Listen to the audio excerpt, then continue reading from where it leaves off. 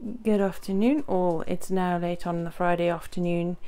I just thought I'd show you some of today's harvest and last night. We got the aronia berries, cucumber and rhubarb last night at the front garden, and today the sweet corn and the little yellow pear tomatoes from the garden. So it's very nice to finally have some ripe tomatoes, but I had to do some emergency kind of treatments today on the tomatoes. I'll show you. The everything else is growing okay in the back there. Seedlings have popped up nicely and need transplanting urgently, but that will have to wait. Had to do some fixing on the trellising there. Some of the canes had come loose, some of the old string had broken, and I tidied up a bit under there today, under the kale and the broccoli. As you can see, there's a bit more light coming in there because I took all the leaves off that were hanging on the floor and making hiding places for the slugs. I tidied up the path a bit. I put the rocket that's gone to seed underneath the hoop there just to keep it from off the path, and as you can see, it's tidier there around the broccoli.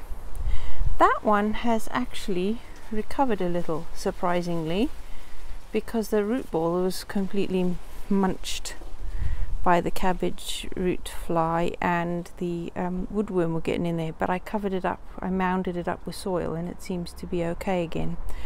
All the viola seeds have popped up at the back there in the pot that I used to prop it up, so it's okay. Kale is still doing fine, the beans are doing fine. Blackcurrant is putting out new shoots already. It's not supposed to. It's supposed to lose everything so I can prune it back for the winter. That is my Jerusalem artichoke. Look at that. Way up there, growing. So we might still get flowers. The sweet corn is looking a bit thinned out because I chopped off one plant there, and I've harvested a few, as you could tell, but there are still some on there not quite ready yet. So I'm just leaving them to go. My little snapdragons over there, Antirrhinum, look so pretty, and that's growing nicely there too, so happy with that.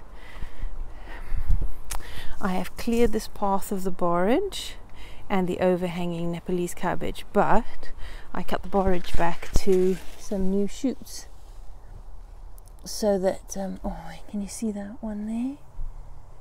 Just the new shoot right there. And yeah, so new shoots so that the bees can get more flowers again. Strawberries, alpine strawberries, still fruiting. I love them. They fruit right the way up to December, provided we haven't had any thick snow. Trimmed back the dead heads on the calendula so I can keep getting a few more flowers. The amaranth is really looking good, and the yacon are growing out of there. The beans are setting nice thick pods and seeds. Things are still growing. Beetroot struggling, but I need to get more in there. I'm sure we can get at least one more harvest before winter sets in. The sage has recovered. It was half dead. I've moved the mint out from underneath the comfrey. Need a little bit more. Give it a hair trim and see if we can get a little bit more before the season ends. This apricot, I'm sure it's an apricot, I'm going to have to move under the pergola for the winter, just in case. So I don't think it likes the winter. Okay, right, tomatoes. Look, I have given in and finally stripped all the bottom leaves off and tied them in to let the tomatoes ripen. We're running out of time for ripening of tomatoes, and there were a few signs of blight coming on, so I quickly did some chopping of the lower leaves to keep it away from the ground.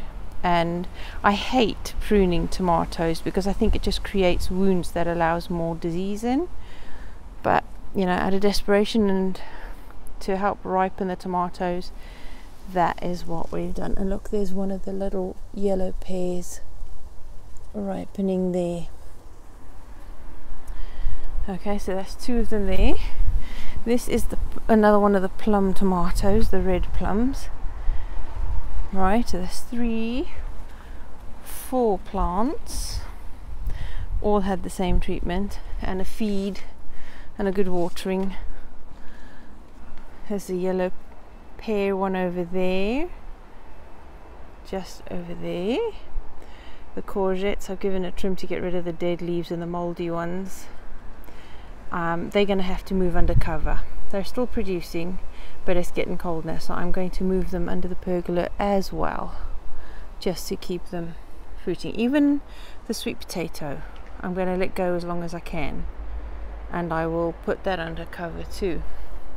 So all this area has been tidied up. I've moved all the tomatoes out to give all of this space a bit more room to breathe and light. Here's one of the other tomatoes right up there, recovering nicely from a bit of neglect. Look, I've had to make another compost pile. That bin's just not enough. So yep, I've had to make room here anyway, because the pile of wood chips in the front garden are going to have to come here, because I'm very soon going to get another delivery of wood chips within the next month. So that will be good. Then I could chip the paths again for the winter, so that when the rain really comes it won't be like walking on slippery mud.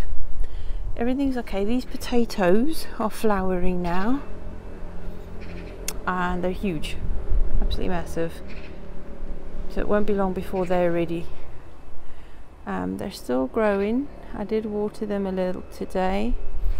The swede is still growing. I took off the dead leaves on the bottoms, so they're still growing, not as pretty as I'd hoped, but they're going. This corner is looking nice and jungly now. The grapes are they're still just sending runners everywhere, so I'm going to have to see where that's going when it drops all its leaves. Yarrow still flying, deadheading the buddleia to keep it flowering, and I still keep getting flowers. Hello buttons. Here are more tomatoes. I've moved under cover here, stop the wind blowing them, and some more there.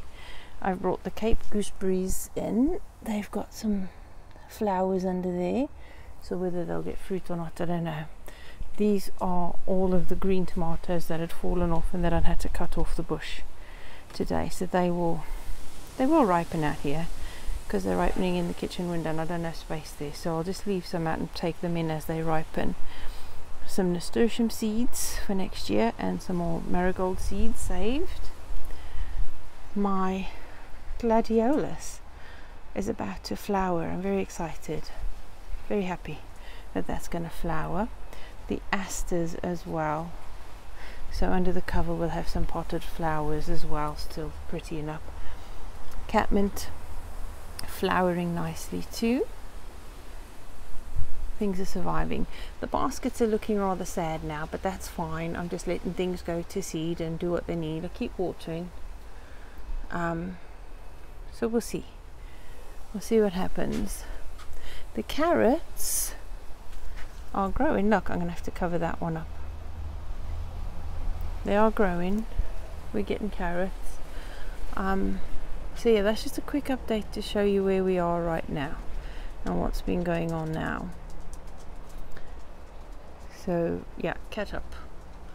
I did work quite a bit in the garden. Oh, look at this, the goji berry has just, it's sprung up right the way to the top there of this trellis. I'm gonna have to tie it in, and it's all over here, so it's just exploded this year. It seems to like the spot suddenly. I will have to tie them into the windows and snap them. There you go.